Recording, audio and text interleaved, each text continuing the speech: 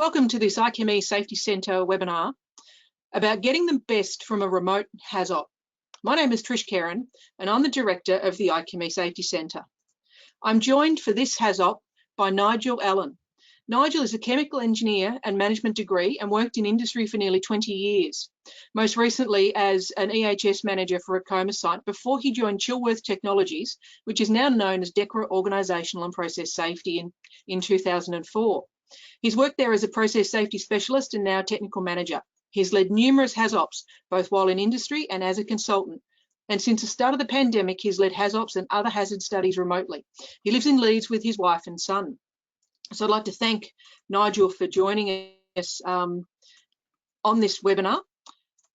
What we'll be doing going through this webinar is we're going to start with a couple of quick poll questions for you, just to get a gauge of what sort of experience you've got and what is actually your interest in this space.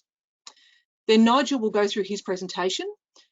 You can ask any questions you'd like by using the question panel or the chat box. I will be monitoring both of them.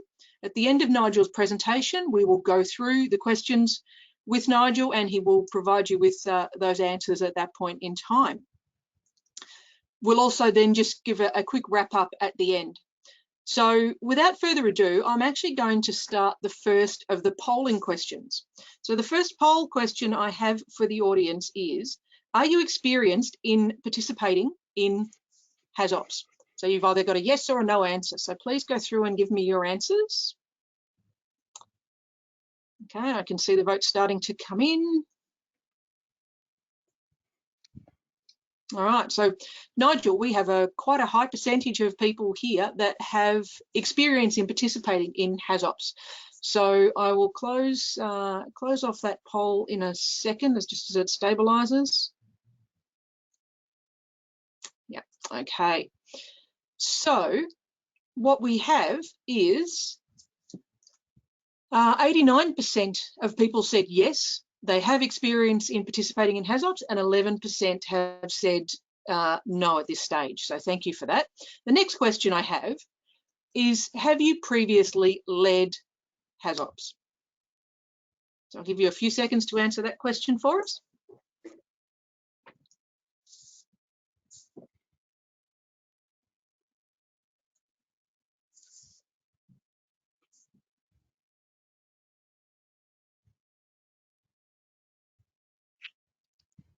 Okay, so a little bit more of a mixed response here.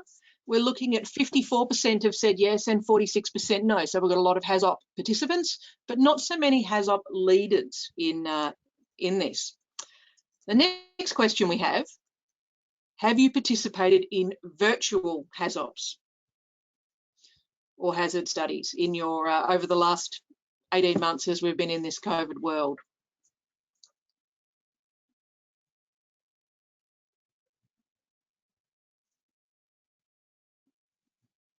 Okay, so we're seeing again a different result to that first question about participating in HAZOP studies. So 66% have said yes, they have participated in virtual, and 34% no. So the last question we'd like to ask you is the challenge now of, have you led virtual HAZOPs or hazard studies? Because that is effectively, a lot of the topic of what we're going to be talking about today.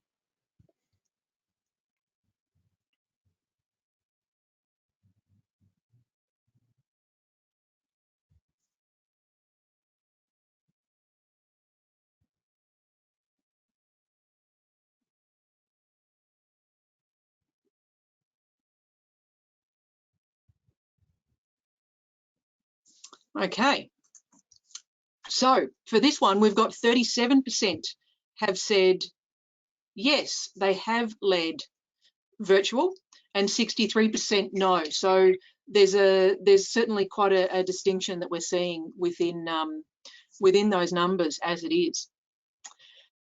So without further ado, what I will do now is pass over to Nigel so that he can commence his presentation, and then I'll join you back at the end where we will go through questions and talk about what we've got coming up. So Nigel, it's now over to you.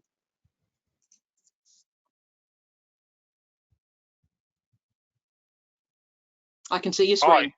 All good. Hi. Sorry about that. Yeah. I thank you for coming to the webinar today. I hope it's going to be useful to you.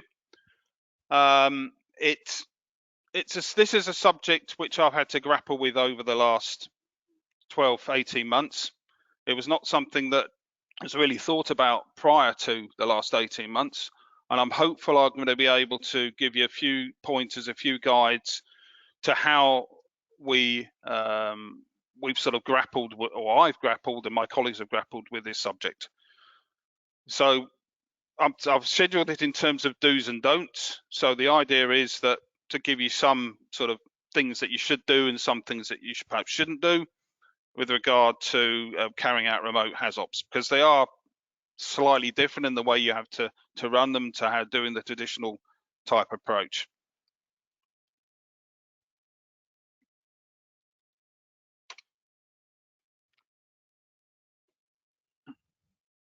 So really the purpose is to give you useful information on how to facilitate HAZOPs remotely, and give you some guidance on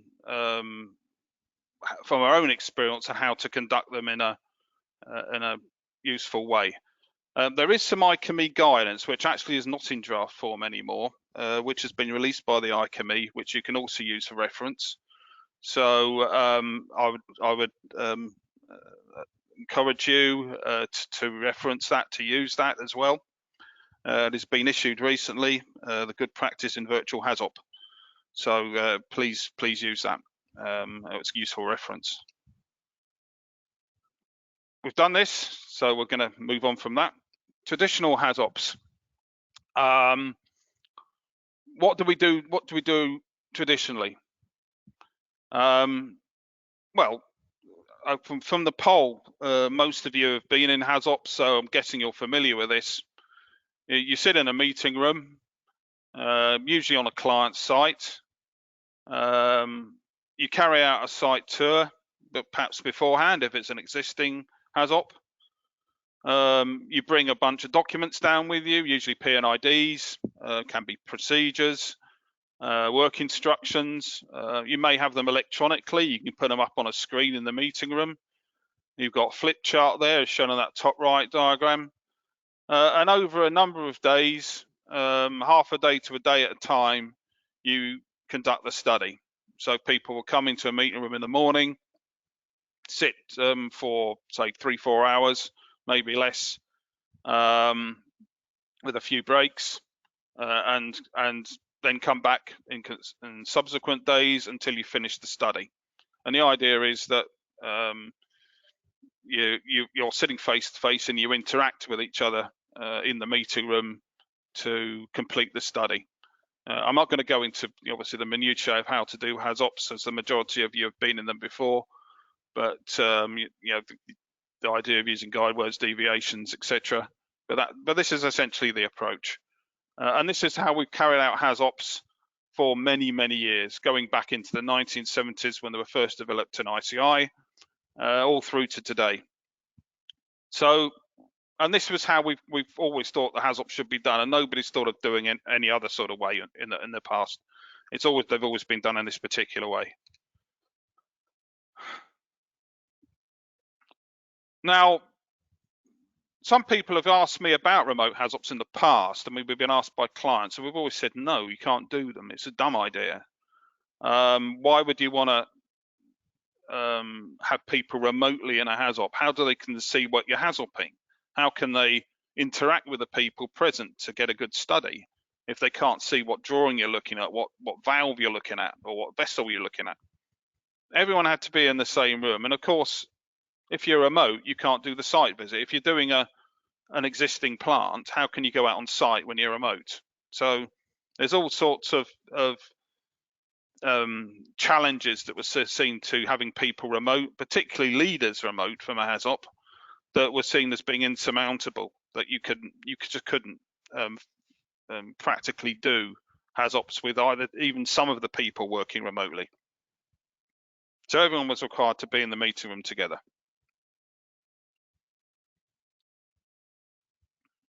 But then along came COVID.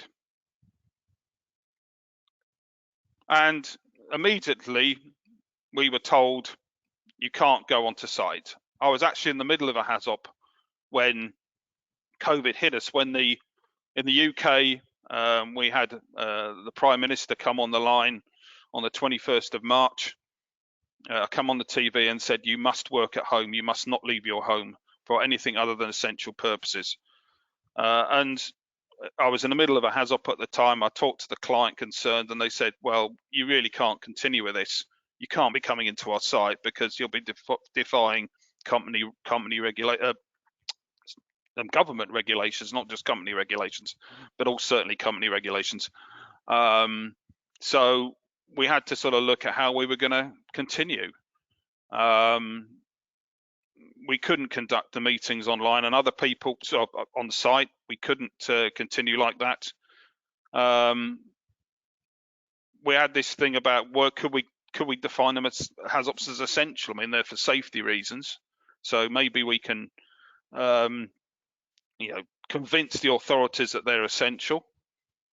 But it became clear that having a load of people in a meeting room together, even if they're socially distanced, was a risk. And that risk was probably not worth taking when there's a raging pandemic. So we then had to look at remote HAZOPs. We'd never thought of this before. Could we do it? Is it practical? Could we achieve a meaningful outcome by not having people in the same room together, having them working down the end of a phone link, a Teams link, an internet link, doing the HAZOP?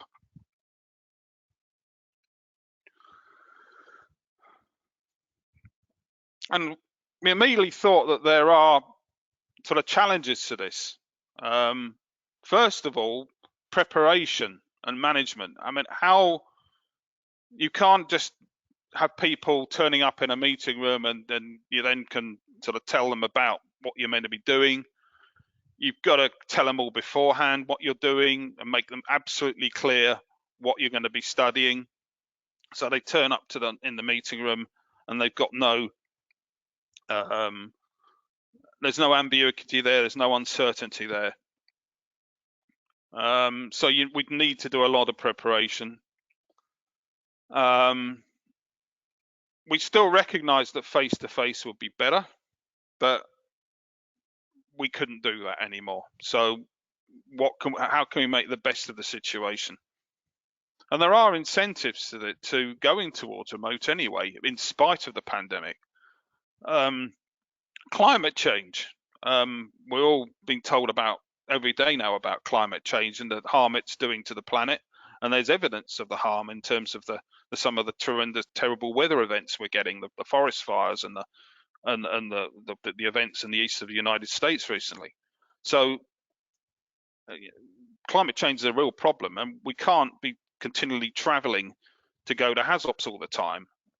We need to be looking at ways of carrying out HAZOPs in a more environmentally friendly, planet-friendly way, if you want to call it that. And there is all this technology now that we can use. I mean, we've got Teams, we've got Zoom, everyone's becoming familiar with these technologies. We've had to use them during the pandemic to continue working, to continue interacting with our friends. So we've got used to these technologies now, and they're getting more and more sophisticated.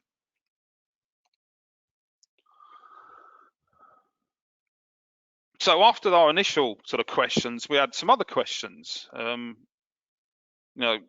The first question is software. Is software necessary? Well, of course it is. But does everyone need to use or have to use the same software? Well, again, the software needs to be compatible. We can't have a bunch of people with one software and then the leader turning up and using a different. So that has to be compatible. Then there's hardware, making sure everyone's hardware is effective. They've all got good microphones, speakers.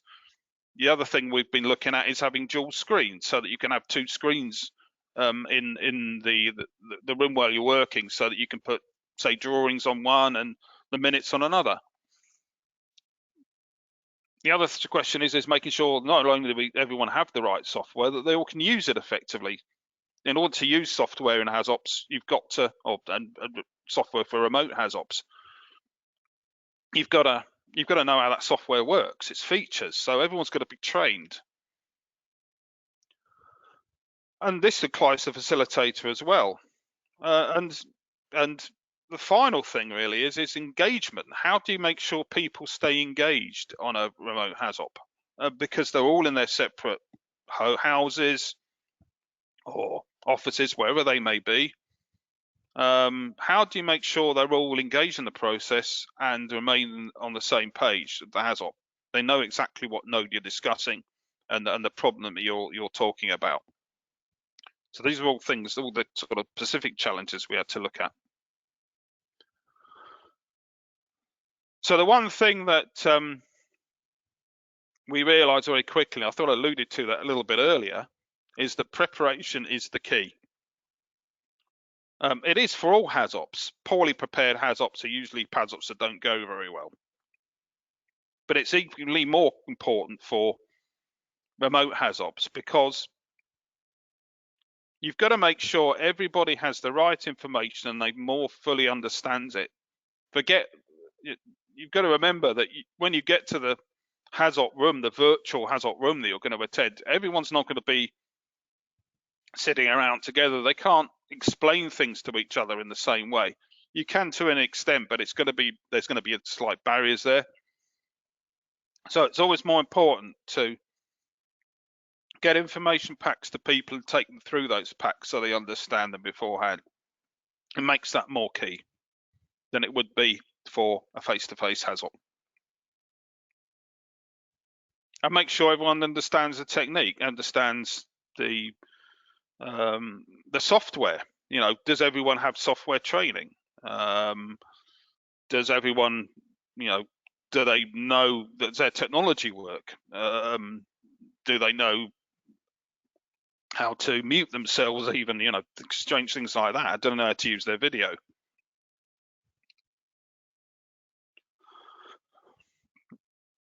And the documents are the same, but one thing, as I say, I find is that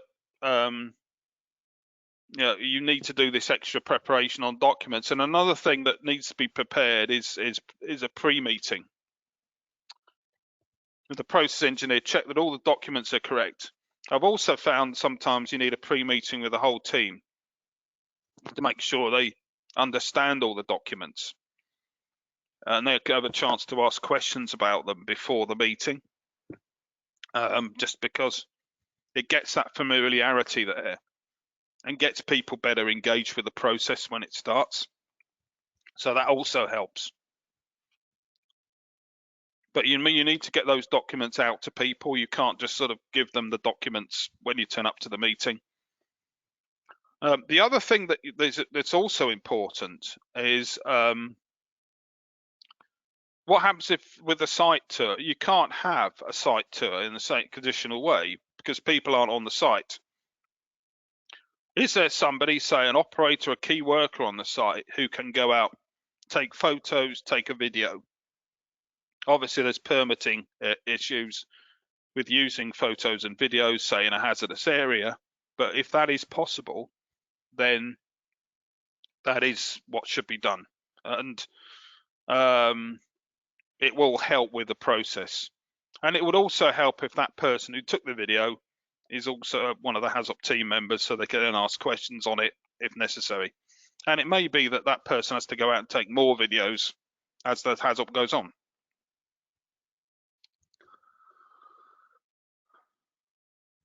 And this is where I was saying about pre-meetings and talking to people beforehand, because really you've got to make them familiar with the process, but also they've got to be familiar with the software and the hardware and everything. So,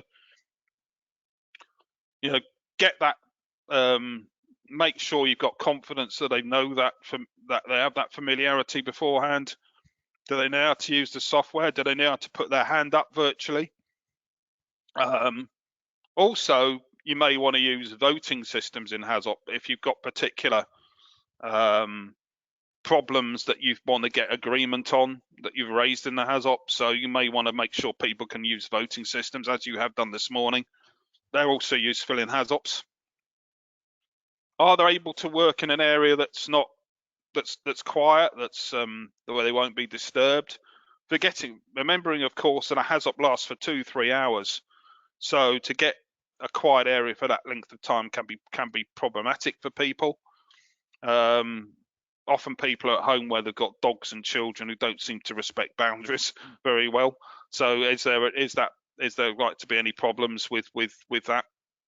Are there any connectivity issues? Are they in a remote area of the country where connectivity is a problem?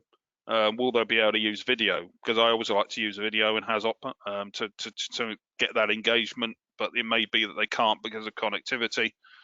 And background as well. Have they got distracting backgrounds? Can they set a false background? Again, to help with the focus and keeping people concentrated. So it's worth talking to people beforehand, talking to the team members beforehand to make sure that all these, that they're going to be properly engaged with the process and won't have problems with that engagement. One final thing, of course, is time zones, especially when you've got people joining from various parts of the world, which I'm guessing might be the case this morning. This morning for here in the UK. You could be people joining her late in the afternoon somewhere. For example, in America, you might set up a meeting for early morning, which is not going to be suitable for them. So you just check where people are going to be and therefore how you're going to make sure they can join the meeting by setting the timing correctly.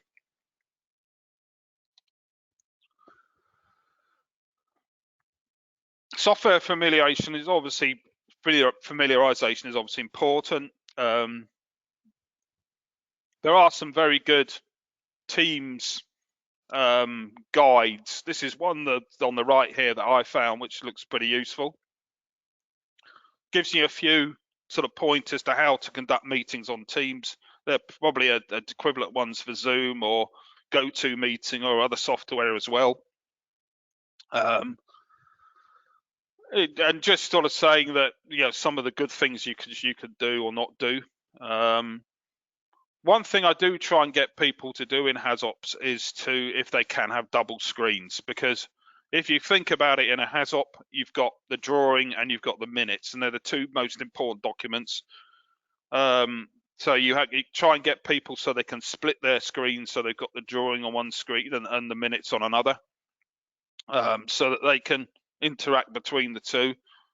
And also what I try and do, it's not always possible, is I try not virtually colour in the drawing and use the drawing and point to things on the drawing, because again, you're trying to replicate the HAZOP experience, a normal HAZOP experience, and that includes ensuring that people know exactly what valve you're talking about, exactly what vessel you're talking about, what line you're talking about.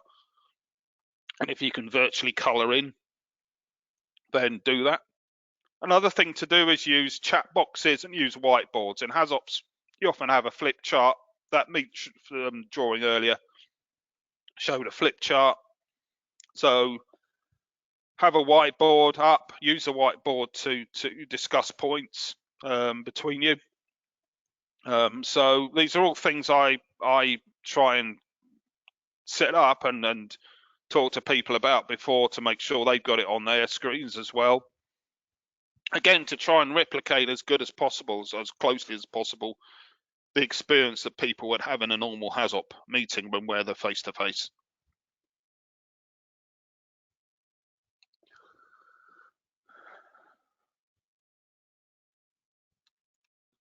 The other silly things that they're not silly things really. You'd like to, because they're all important. It might seem daft, but they're not. Use a headset. Don't use computer microphones, because again, you'll get all this background noise. Again, it'll be very distracting for people. Check the location of your camera. Is your camera pointing at you, or is it pointing that side? You know, is it actually going to show your face? We've talked about more than one drawing, and using quiet areas if possible to avoid distraction.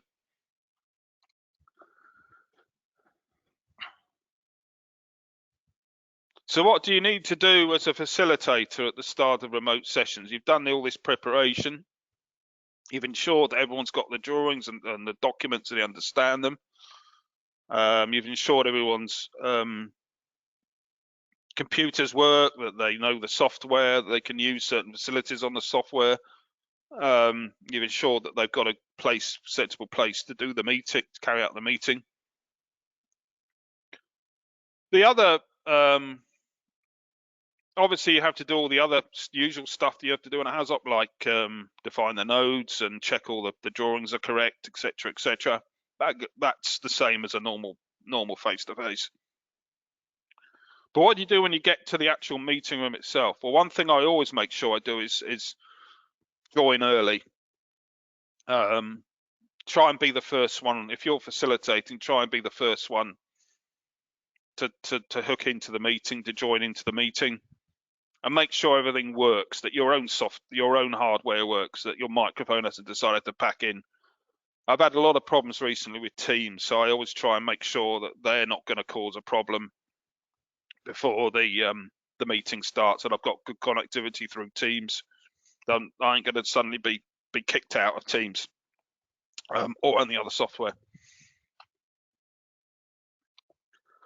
The other thing I ask people to do, and it's quite important sometimes, is turn off unnecessary software, turn off their emails and other software that's linked, not just because it distracts them, but also because it takes up bandwidth. And if you want to ask people to put their videos on, then obviously they need to be have the maximum bandwidth possible. Because I like to people to have videos on during HAZOP, again, to try and replicate the meeting experience, the face-to-face experience as much as possible. And just make sure everyone's hardware, software is working correctly. They can all hear each other. The share screens facilities working okay, that you can share screens, that people can see your screen when you've shared it. So just do a few sort of basic checks in the same way as you would if you were, I'm guessing, running a TV program or something like this. You would always do a few startup checks before you go into the actual broadcast. And just make sure everyone's in the right area again. I know I've mentioned this a few times, but I've had so many HAZOPs where people are in very noisy environments and it's very distracting for other team members. I do try and stress that people should find a quietish area of their house too, and make sure that the area is quiet, that they think is quiet, is still quiet.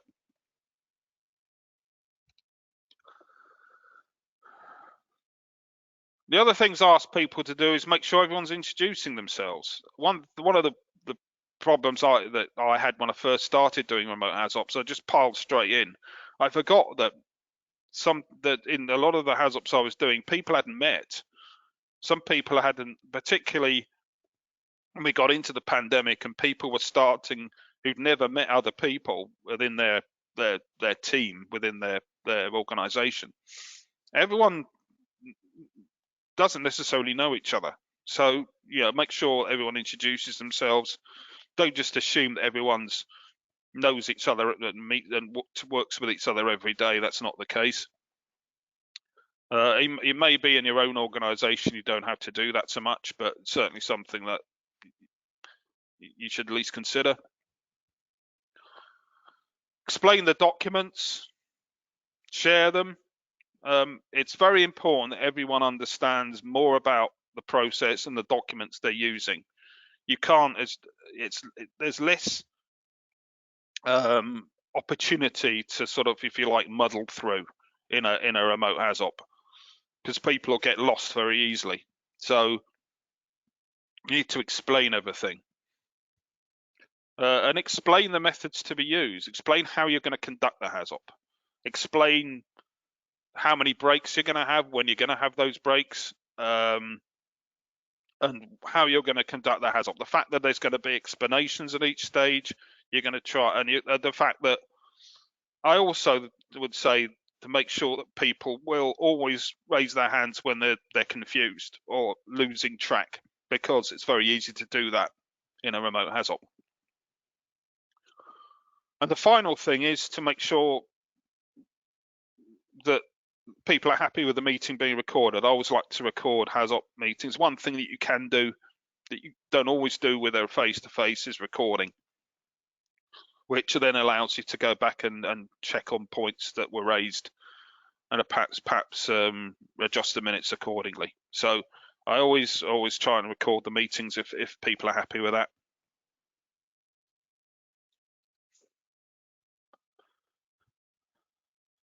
So what do you do during the study? What's different to do with a remote HAZOP compared to a face-to-face? Well, you can't do manual marking up PNIDs. You have to do it electronically. So if you have the software and ability to do that, you should do it. And people are then can see what you've already done. Explain where you are frequently. Each cause, make sure everyone is fully understanding what you're talking about. Don't just assume that people know where you are. So when you're talking about, no flow on this particular line, say no flow, which is causing these causes, and actually almost point with the mouse to where each piece of equipment that you're saying is failing and causing that particular deviation, just so that people are fully understand what you're looking at, because you can't assume that they're seeing what you're seeing or thinking what you're thinking. The other thing, of course, is that you've got software which is trying to monitor who is speaking at every point. Software doesn't like multiple people talking across each other. It gets confused and you end up with things being missed. So try and discipline everyone to make sure that they speak individually. They don't try and speak across each other. It is important. I'm a terrible person for doing that, so I have to sort of rein myself in when we do remote HAZOPs. And if people are multiple speaking, does just try and get people to speak individually, because otherwise everyone has the right to speak, but they can't all speak together. And also I check for engagement. I check, is everyone there, and just ask questions occasionally. Is everyone lost? Do you know where we are? Just do that every few minutes. Does everyone understand what we're talking about here? Because it's much more difficult to keep your focus in a remote HAZOP. You have to appreciate that, because everyone's not in the room together. So just check that everyone's there, everyone's happy, they know where you are, they aren't concerned, they aren't getting lost. But in any case, ask people to raise their hands if they are having problems. And the other thing to do to check regularly is to make sure that people need a break, or if people need a break, because it is can be quite difficult to continue with a remote HAZOP for longer periods than it is a face-to-face. Face-to-face, I find you can go longer periods without a break. With remote, you often need more frequent breaks.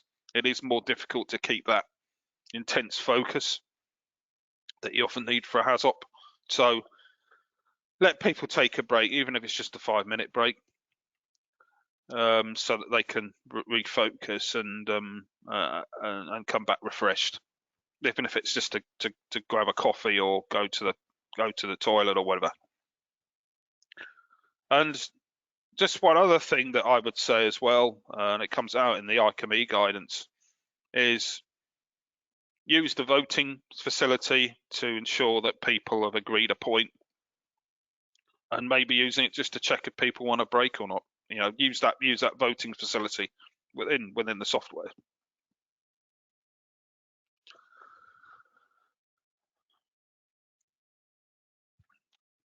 So this is just use an example again off the internet of where you get people disappearing.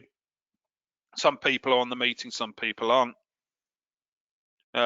It's an obvious thing, but you've got just check that people are still there and obviously engaged in the process.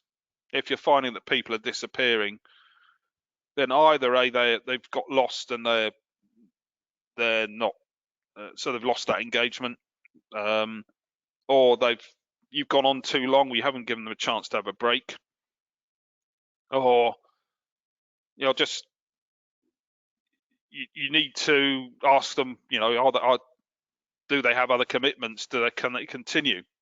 So you're going to find it's easier to sort of walk away from a virtual HAZOP than it is from a face-to-face. It's not easy to sort of like walk out of a room suddenly, but people can in a virtual. So that's why they sort of continue trying to make sure people are engaged, and so if people are wanting to people got other things they need to deal with. That's always important during the meeting to keep that, keep asking people. Timings. I did say that you need to keep remote HAZOPs to a shorter time frame. That is certainly true. It is harder for people to keep focused for long periods. So you need more frequent breaks. You also have to allow for the fact that people are in different time zones. For example, Trish today is staying up in Australia, who's helping to run the meeting to facilitate this, which is great for her. But I wouldn't want people to be having to attend HAZOPs at 8, 9 o'clock in the evening. So if they are, and you have to allow for that, try and keep the HAZOP periods to a shorter time frame, again because of this difficulty of keeping focus with a remote.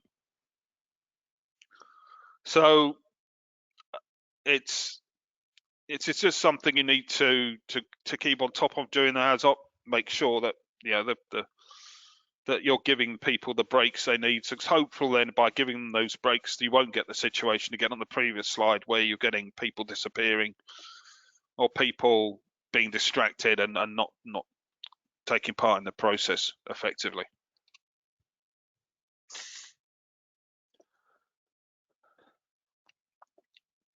One other thing that also needs to be talked about is cybersecurity. This is something that doesn't really come into face-to-face HAZOPs because you're usually on a site. You've got security at the site gate. You won't get people walking into the meeting and stealing drawings or copying down what you're writing. However, with virtual HAZOPs, you're dealing with you're working over cyberspace.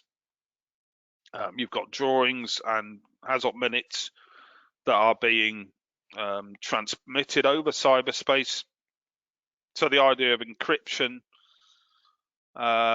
etc., is important. So one thing that should not be forgotten about is to ensure that people's software firewalls and virus protections are up to date for doing HAZOPs. If they're going to engage in HAZOPs, if they're going to be keeping drawings on their laptops or even accessing them via the internet. So have everyone got sufficient encryption and password protections? And this is something that's important both before, during, and after HAZOPs. So people are still using the software afterwards. The other thing that needs to be bear in mind, of course, is that where people are carrying out their HAZOP, if they're carrying out in their house, then are they making sure they don't store drawings or keep drawings in a place where other people who are non-company people can get access to them? And also like that guy there, are they joining the meeting from a public place where people can steal data? So just something to bear in mind is the issue of cybersecurity.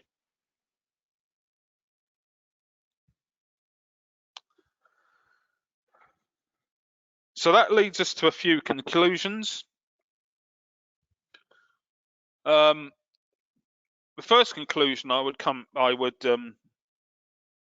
with is that remote HAZOPs can be conducted successfully.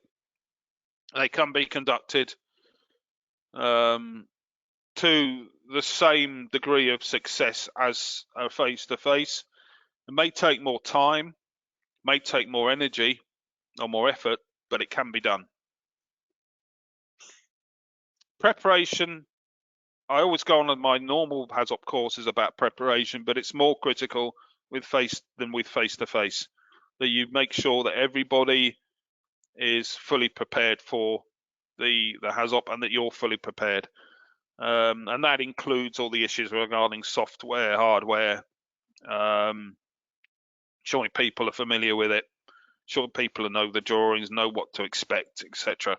It's just more important to get that engagement and to ensure people can effectively take part in a meeting when they're using software rather than sitting in a meeting room. So the hardware and the software is important. You know, what hardware people have got, the technology is important to keep that engagement, to make sure people can join the meeting and take full part in it. And making sure people don't get lost during the meeting. It's very easy to lose that engagement. It's so difficult to ensure that everyone is fully engaged all the time. So make sure you keep that engagement. And that comes about through checking that people are following what's going on at all times, and checking that people are not disappearing, and making sure people have enough breaks to sort of refresh themselves, so that they don't lose focus during the meetings.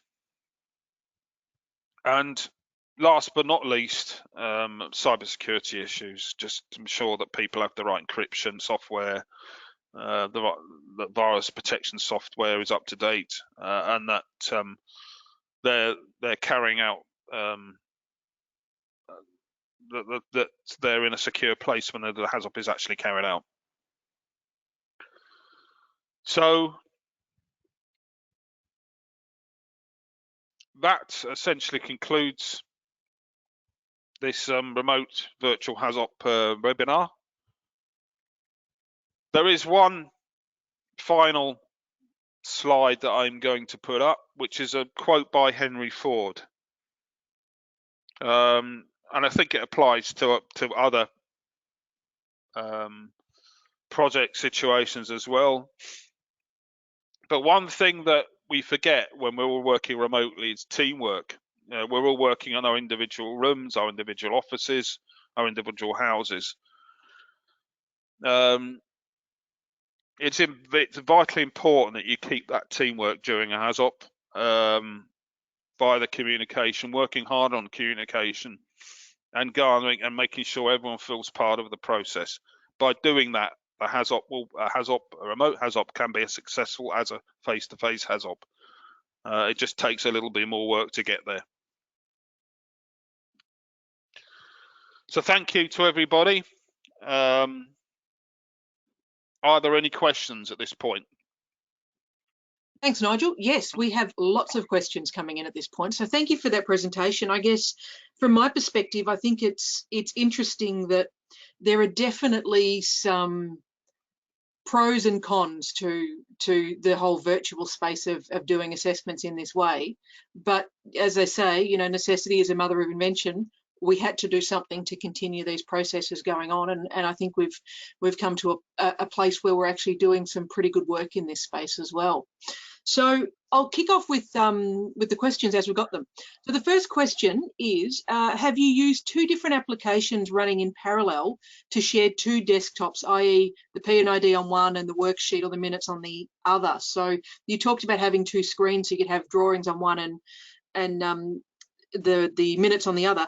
Are you using two different applications to do that? Or, because I've heard some people are running two separate meetings on two separate computers to achieve that outcome. How have you been doing it? I've been using the same. If I'll be using Teams, for example, I'll be using Teams or whatever software, and I just share as far as I can. Now you can do it with two separate, and I think people have used two separate ones. So you would have a PDF and bring that up. So it is, I believe it's possible to do that. But yeah, if that's what I said. If it's possible to do it with the application, I would certainly recommend doing it because it's an improvement. But you don't have to share it. You just have to make sure that you can see it. So you don't have to necessarily have the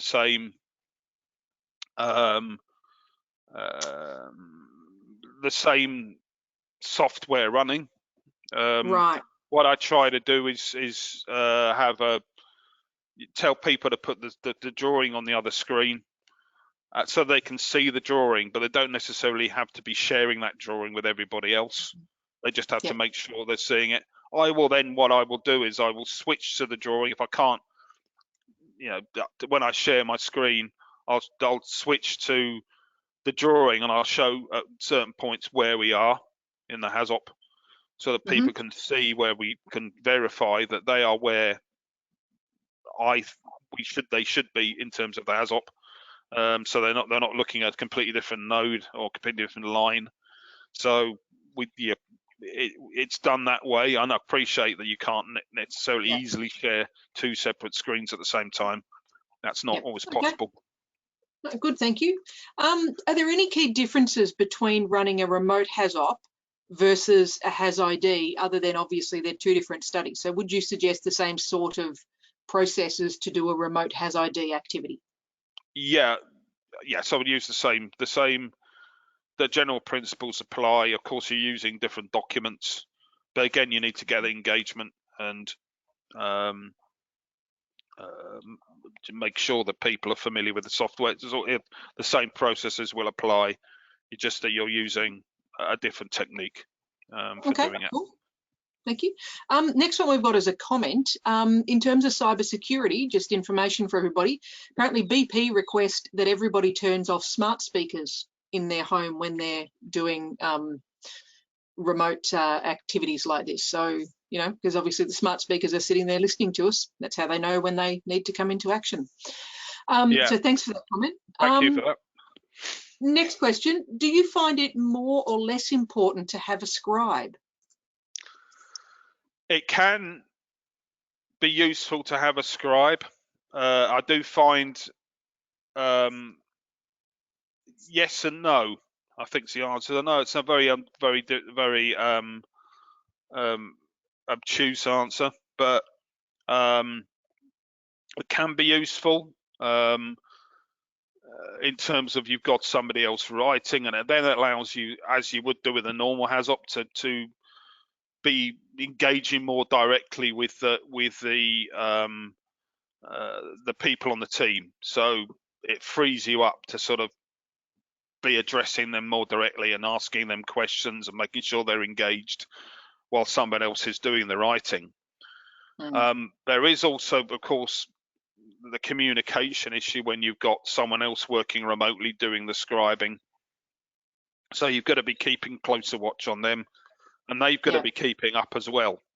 So if they're not keeping up, then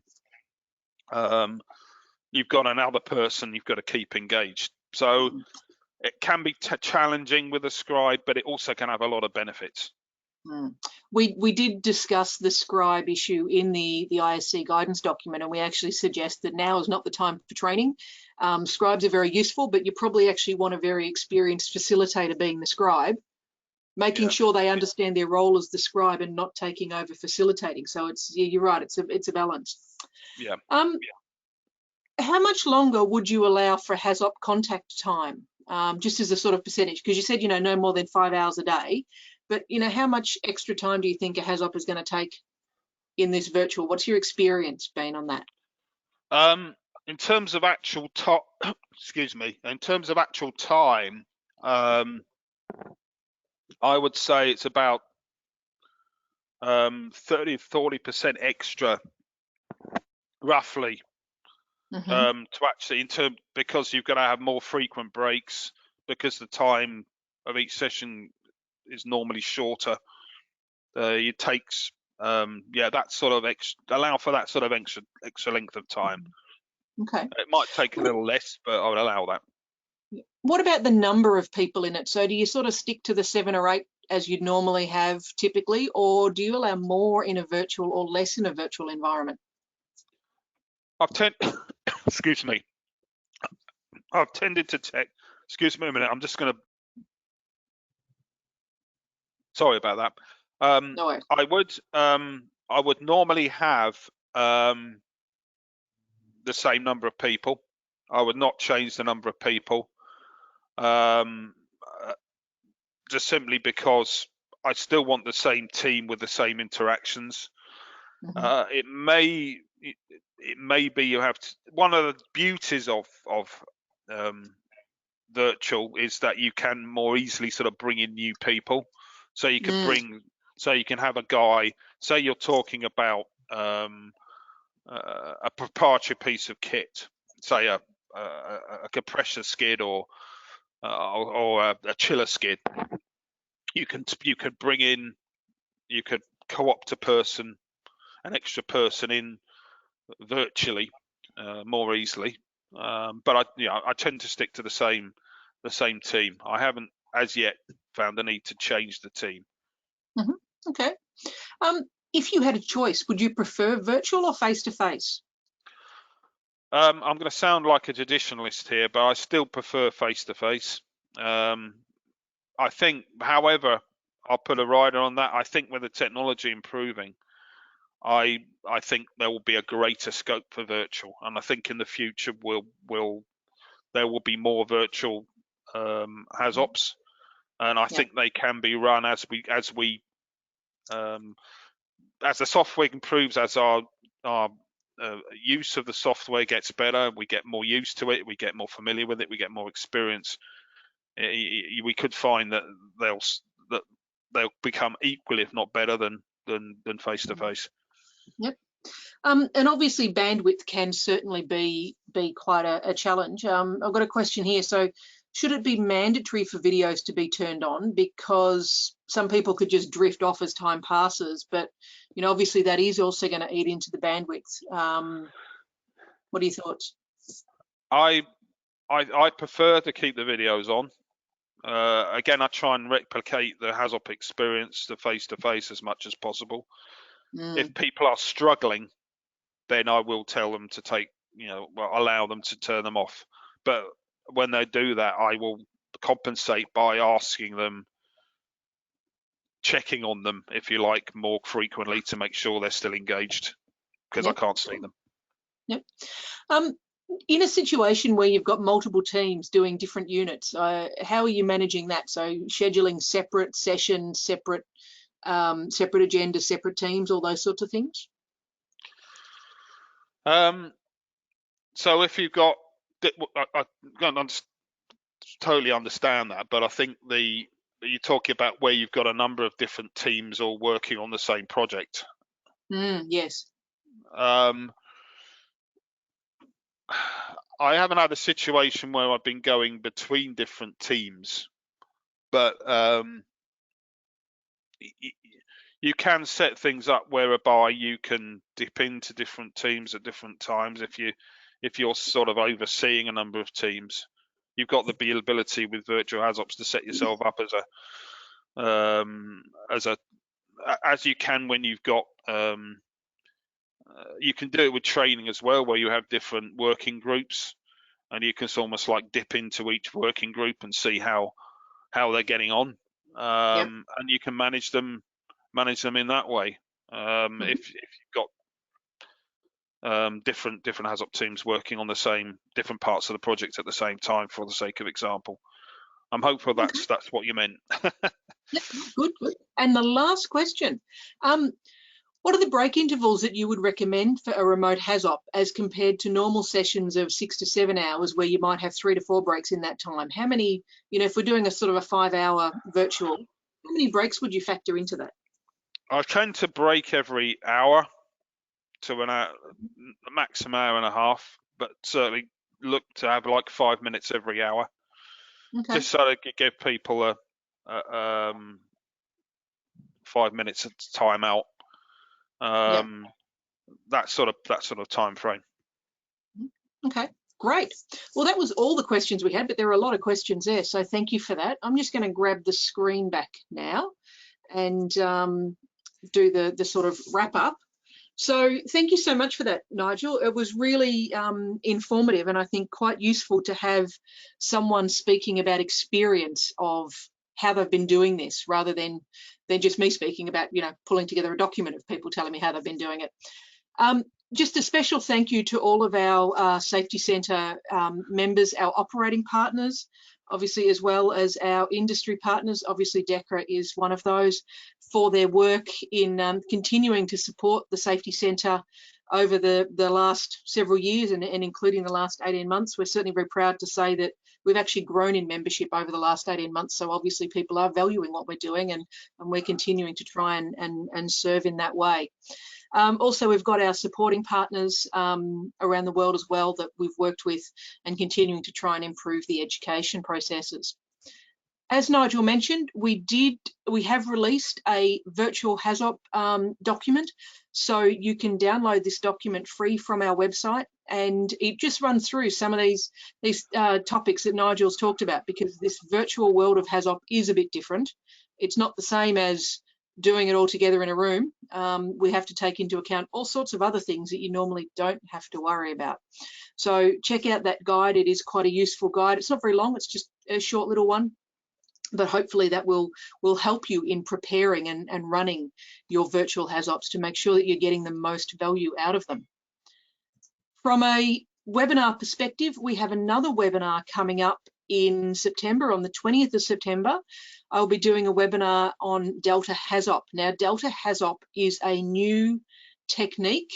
It's a method to look more at this cumulative creeping change aspect of risk assessment. So instead of potentially doing what's typically called a redo HAZOP, you would actually apply this different methodology to really get into higher risk elements, rather than just sort of doing the same thing and seeing the same sort of outcomes all the time. So we are about to release a guidance document on that we've been working on over the last 18 months or so, and we'll be running a webinar on that on the 20th, so please feel free to register for that webinar. And I'll just now also put up our contact details, so please do feel free to reach out to either myself if you've got any question about the Safety Centre, or I'm sure Nigel would be happy to talk to you about the work within DECRA. Thank you very much for your attention today. Thank you, Nigel, for the webinar. I think, obviously, certainly judging by the number of questions, it was very well received. Thank you. All right, stay safe, everybody. Thank you. Bye.